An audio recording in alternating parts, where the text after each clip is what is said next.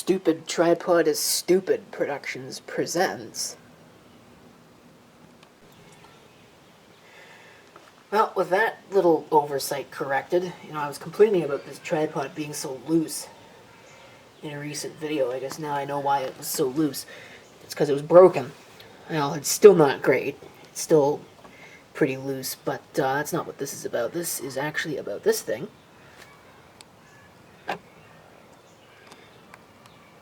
And what we're going to do in this is make some hardware upgrades. The first thing we're going to do is I'm actually going to go ahead and change the video card, because the video card that's in here right now, this tripod is so terrible. What's in there right now, little ISA card. It is a 16-bit card, but this is a really old,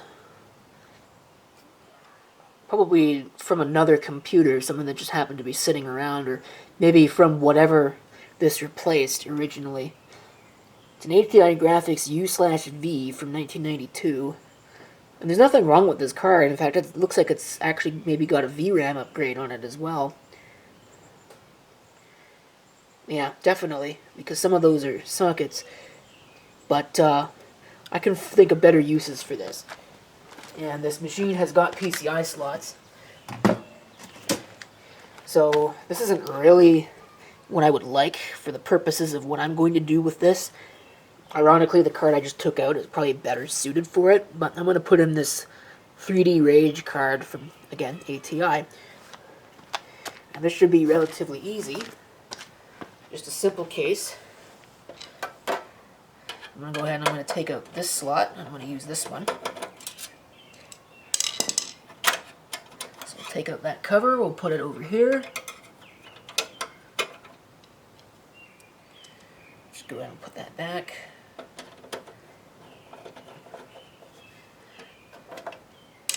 And we'll install this right here, hopefully out of the way. Hopefully it'll actually install. I think I'm going to have to pull out this screw here in order to get this actually seated. I can't, it's not actually in the slot, is it?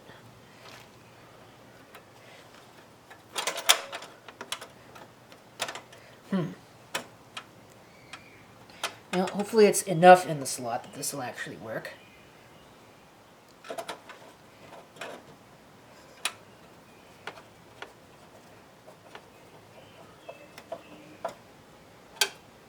Tighten that down, put this in place, put that screw back that I took out. There's probably a reason why there was an ISA video card in there, and I guess I'm going to find out as soon as I power this on. But the other thing I'm going to do is I want to replace this hard drive that's in here with something else. What I'm going to have to do is take off the front panel. Now, I think I'm going to get lucky, because I believe there are only 5 screws, 3 on the top and 2 on the bottom, in order to take off this front faceplate. My only question is, do I have the clearance to do this? Preferably without breaking anything. Alright.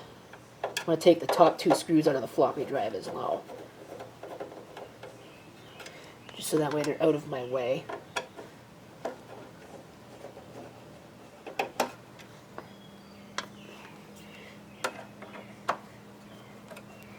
I'm not putting any pressure on the front panel here. There's a ground lead on this one that's down here. You can see here, there's a ground leg there that I'm going to have to remove, or, wow, put back when I go to reinstall the front panel. That ground lead is for the power switch, because remember, this is an AT style system, so 120 volts goes straight to the front panel. I don't think this has ever been off, because that just made a crunching noise.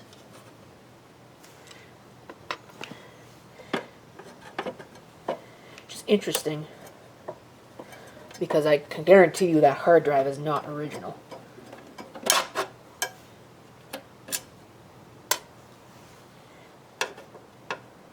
Okay. All these screws out. I should now be able to take this off. It doesn't really want to come off.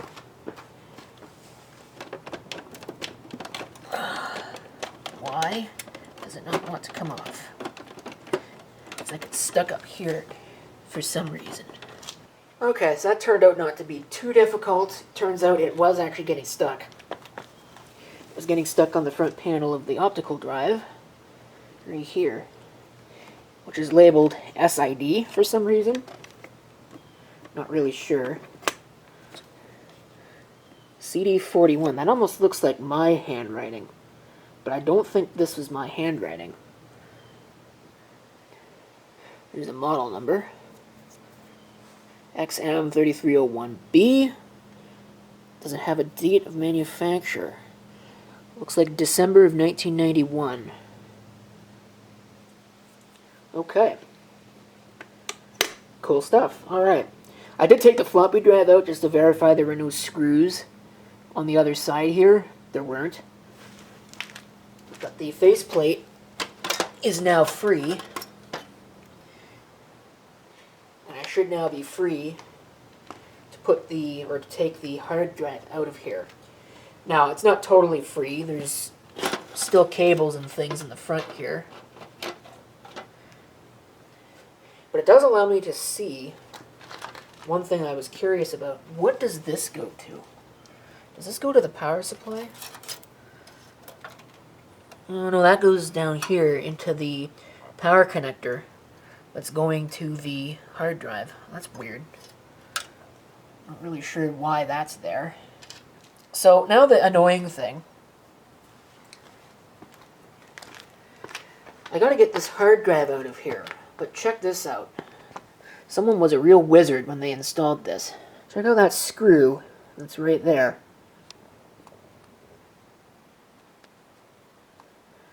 That is a Robertson drive screw. And what's more than that is that's not like a standard Robertson size. It's smaller than usual. I'm not sure who did that, but, well, curse them. Because that was really stupid and really annoying. So I'm going to have to go find a Robertson drive screwdriver now. Okay, I've got those screws out, so this is now just kind of sitting in here loose. Go ahead and we'll slide it.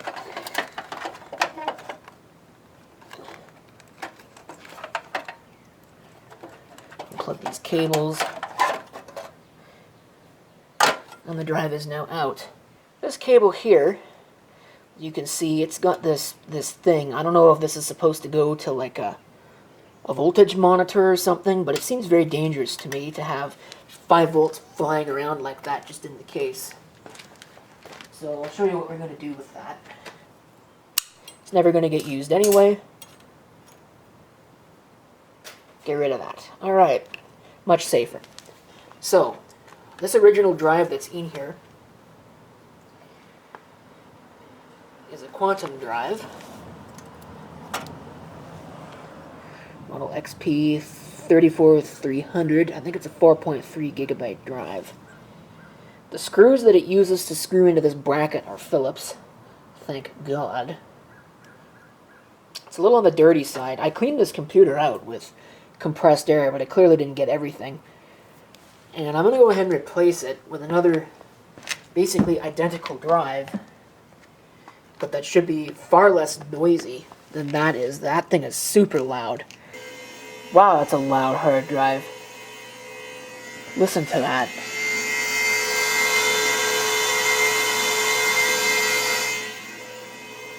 I have this here. This is a Western Digital Enterprise 4360, 4.36 gigabytes in size. SCSI 3. My only question, I have no idea if it's actually configured even remotely close to correctly. I guess I'm going to find out. I should see what this drive is configured for. What SCSI ID is this on? Because the way that SCSI works Small Computer System Interface, SCSI, it's a little bit more involved than something like IDE or SATA, certainly than SATA. If we take a look at this, you can see there's a bunch of jumper settings. And the three that matter to me are the three that are here, because that sets our SCSI ID. There are 3 SCSI ID bits that you can set corresponding to actual bits. ID bit 1, ID bit 2, and ID bit 4 to give you a total possibility of 7 devices on the chain. Now, usually you can't set ID 7 because the controller card will take ID 7 for itself. This disk, if we take a look here, looks like it is set for ID 0 because I believe that if this is to be believed, there's a key pin, yes, right there. If you look, that's how this is supposed to be done. So the only jumper that's actually installed on this is the spin-up jumper. I believe, if I remember right, the spin-up jumper, when that's set, means that this drive will wait until, I can never get this actually right, if it'll wait until the controller goes to talk to the drive, or if it just spins up immediately. It'll be one of the two. If you don't have the jumper in, it'll wait, or if you do have the jumper in, it'll wait. One of the two, I don't remember. I haven't watched the video that I made of this thing in a long time, so I don't know. But I'm going to get the disc off of this bracket, and I'm going to go ahead and install it in this case once again. Yeah, taking a look at this, you can tell that this is not the correct drive bay cover for this case. I mean, it should look like this, and it looks like this. So these pins are too short. I don't know, maybe you could 3D print something. I have this one, so I have the original one, so I probably could somehow make a 3D printing model for that. But, I mean, I don't own a 3D printer, so there is also that problem. Okay, we've got the new drive installed. Not the easiest thing to do in the world, but it wasn't too difficult either. Okay, so we'll get some of this wiring out of the way. What does this go to? I don't know what the point of this is. Okay, so I'm going to just remove it. It looks like it's just a splitter. It's not going to anything. So I'm just going to remove that from the equation, because we don't really need it. And then we'll go ahead and we will plug in. I have 2 floppy power connectors. One of them has to stay over here. The other one I don't care about. So this one can go here, into the drive. So it's now got power. And a SCSI cable. I've got 2 connection points. Again, this is pretty obvious. Put this one in place. There's only one way for this to go in, because it's keyed. And that's the correct way. I'll probably find it's backwards because the drive wasn't keyed, or something equally as annoying, or it was keyed both ways. I've seen that happen before. So the next thing I'm going to do, I'm going to put the faceplate back on, and then we can put the other drives back in. Well, I've got the front panel back on. You can see I switched the 2 bay covers, because with the bay covers the way that they were, the hard drive was causing the bottom one to pop out. And I don't know if I broke the other side. It seems like it's kind of loose now. So, I don't know, I'll probably have to 3D print 2 of those. But, oh well, that's a future problem. I'm going to try and get the other drives reinstalled here. Floppy drive goes in this way.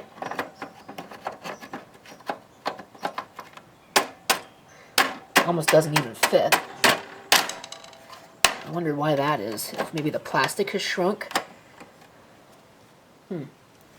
Interesting. Well, it's in place now. I don't think I broke anything. So we'll go ahead and we'll put the screws into that.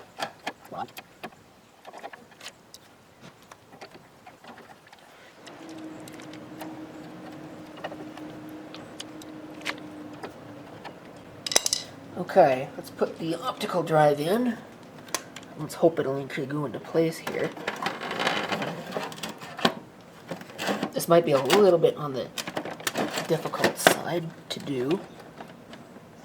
Gotta go to the other side.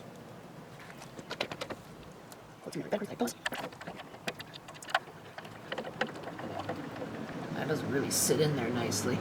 I don't mind telling you. The neighbor has just built himself a giant Hellmobile out of an old Nissan Xterra. That's what that was driving by. Okay, let's go ahead and cable these up. The hard drive. CD-ROM is the easy one. I believe, yeah, this is jumpered for ID bit 1. So that should be good. This machine doesn't have a sound card, but for what I'm going to do with it, it's not going to matter. And I gotta find a power somewhere.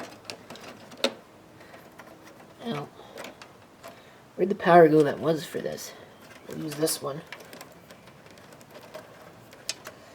Should only be one way for this. Does this go in upside down? It goes in upside down.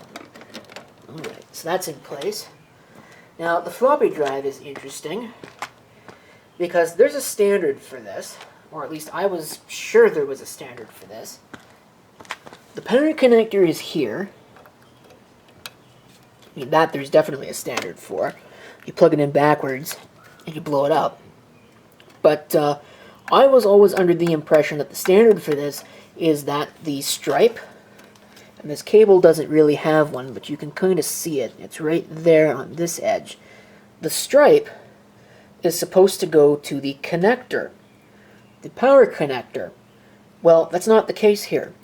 There's a nub on this. That nub matches up with this. That puts the stripe at this side, the edge of the drive. So, and I've seen that a lot. I've seen it both ways. So much for that being a standard, I guess. But we should now be good to go.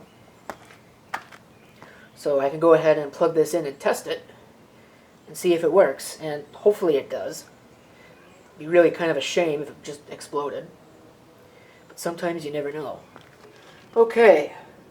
So, hopefully you can see what I'm doing, or will be able to see what I'm doing, and also be able to hear the machine. I just realized I forgot to plug in literally everything. Like a complete boss.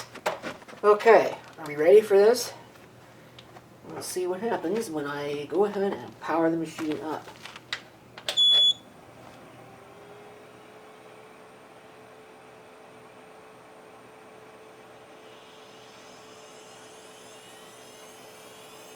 There's the hard drive, but I've got no video. That clunking noise is normal for that. Why don't I have any video?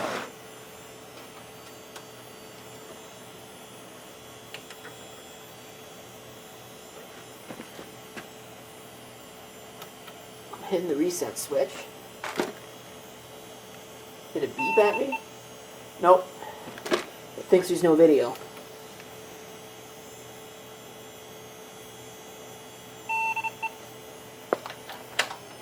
So you heard those, it's really fast. But there were two beeps, right, where there was a beep and then two beeps. And then another beep at the end of that. So it's not thrilled with that video card being in its current position or existing. I'm not sure. I've had this problem a lot. I don't really know why. Because PCI is supposed to be standardized. But maybe it just isn't. That is the correct card type for that slot. So let me see if it works maybe in a different slot. It's the only thing I can think of to try. If not, I'm going back to the ISA video card. Okay, I went ahead and I seated the card as hard as I could, and it did go into the slot a little bit more than it was. Let's see if that helps, or if there's still a problem.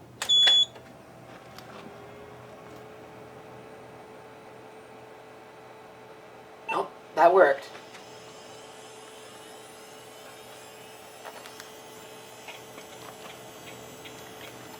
Like I said, that clicking is normal for that Western Digital Enterprise drive. 64 megs of RAM, which it's going to count up a couple of times here. We'll just let it do that.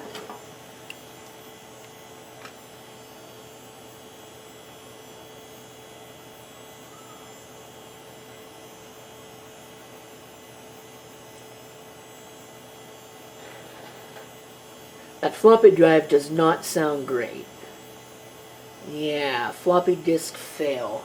And of course the battery is no good either.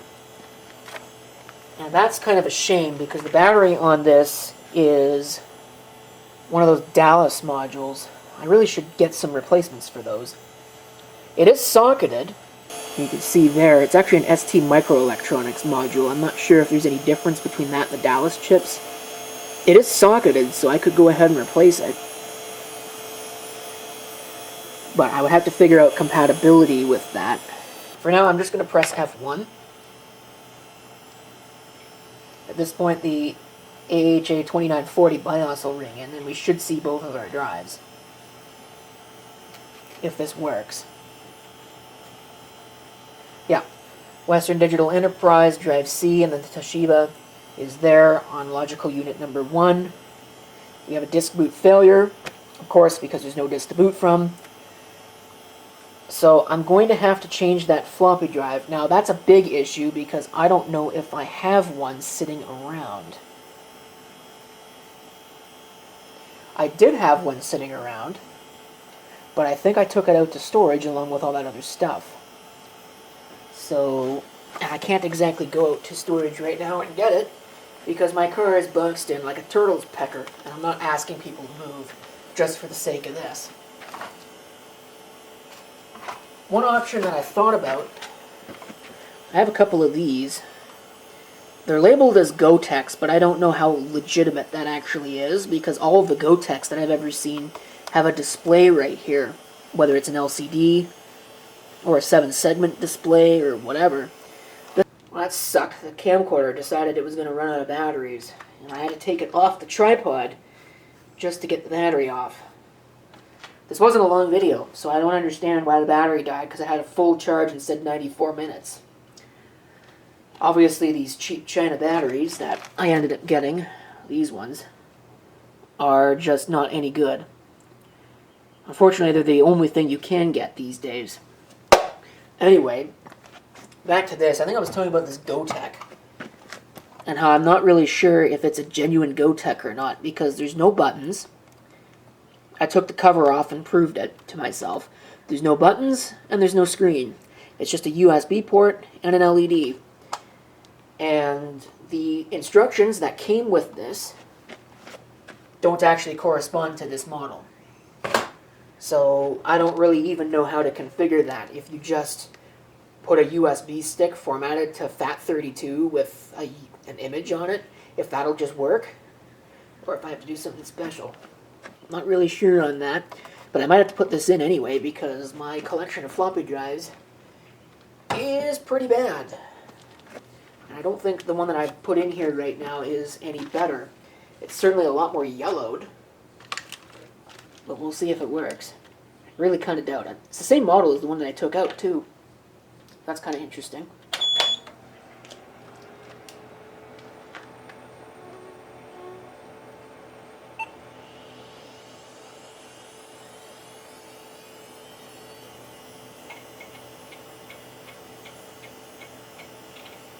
Fortunately, this hard drive is just as loud as the one that I took out. Well, maybe not quite as loud.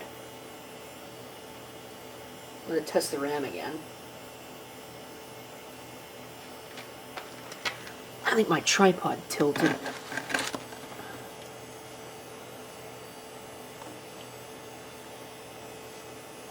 I gave $5.99 for this tripod. I think that was about $50 too much.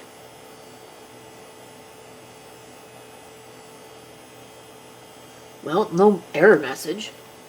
I don't know that it actually worked. I have to work tomorrow. Not real thrilled about that. At least it's a short week, sort of. It's Canada Day week as I'm recording this. The boot up floppy seek is enabled and I didn't hear anything, so that's not great. That tells me that either that drive is completely dead or something else. I don't really know what it would be. So I'm going to find a DOS disk. Just to start with. I think I still have it here. If I remember where I put it. I did have it. Where did it go? There it is. MS-DOS. disc 1. I don't know if it's any good.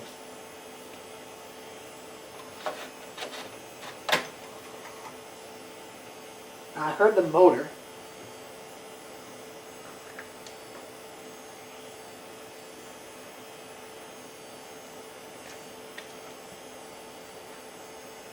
It's powered.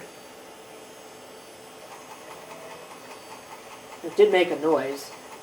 Does not sound good. That sounds really bad. Well, F1 to continue. This DOS disk isn't going to work because it doesn't have any SCSI drivers loaded for the SCSI card, so it's not going to see a hard drive. But it should at least boot.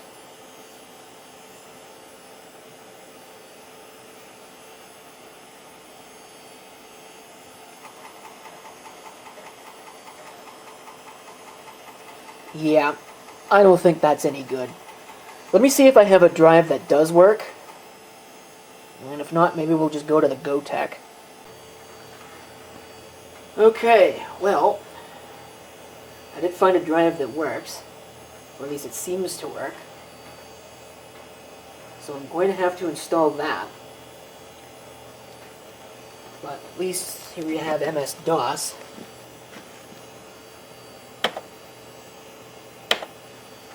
At least we have that. I'm sure if I run F-disk here, it'll tell me there's no fixed disks because there's no... Oh.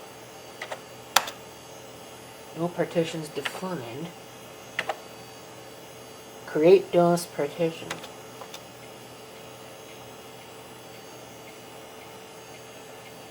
It is actually trying to talk to the hard drive. Interesting. I didn't think that would actually work.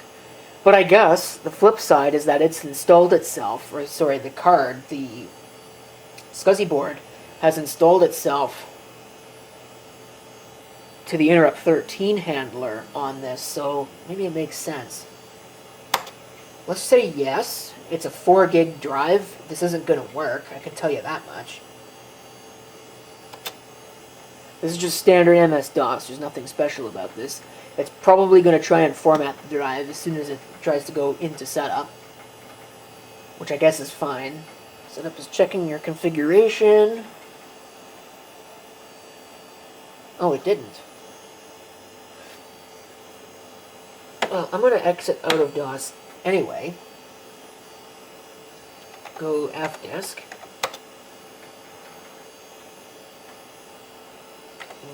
Display. Yeah, it's there, and you can see it's only about 2 gigs. A little bit shy of 2 gigs, but the disk is quite a bit larger. It's not actually correct, but let's try formatting the C drive as a system drive. Just a basic DOS format here, and let's see what happens.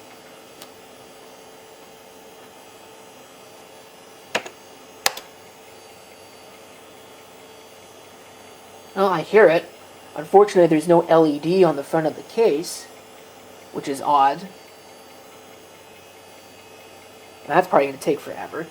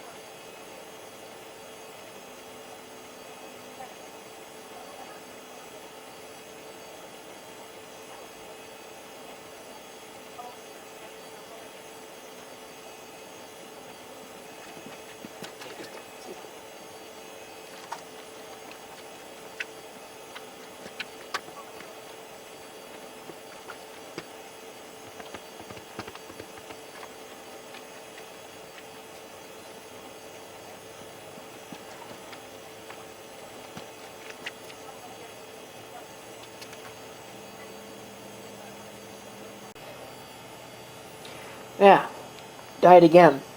Hopefully this one lasts for the rest of this video because I don't have another battery for this camera. So this is now battery number 3 of 3. But it did work. It did complete. I'm not going to give it a volume label because I just don't care. And I'll take the disk out of the drive. And we'll reboot. And we'll see if it'll actually boot to that. We verified that all the hardware works. So, video card works, hard drive works, at least it seems to work, and this floppy drive that's here works. Which I thought it didn't, because it was in a stack of bad drives, but I don't know. Clearly I must be wrong. Or I was trying to use a bad disk with it the last time I was using it. And that could certainly be possible as well.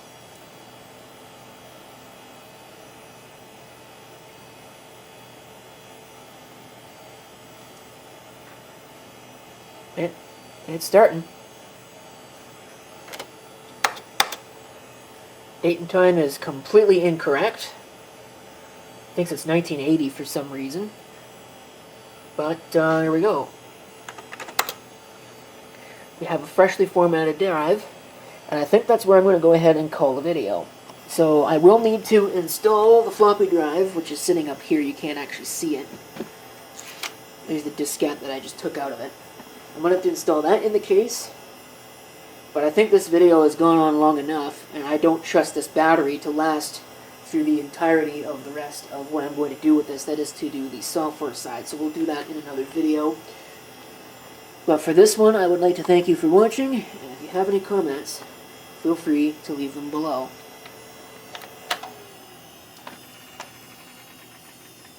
Yes, there's a bad fan. I don't actually know which one it is, if it's the CPU fan or the power supply. Doesn't really matter.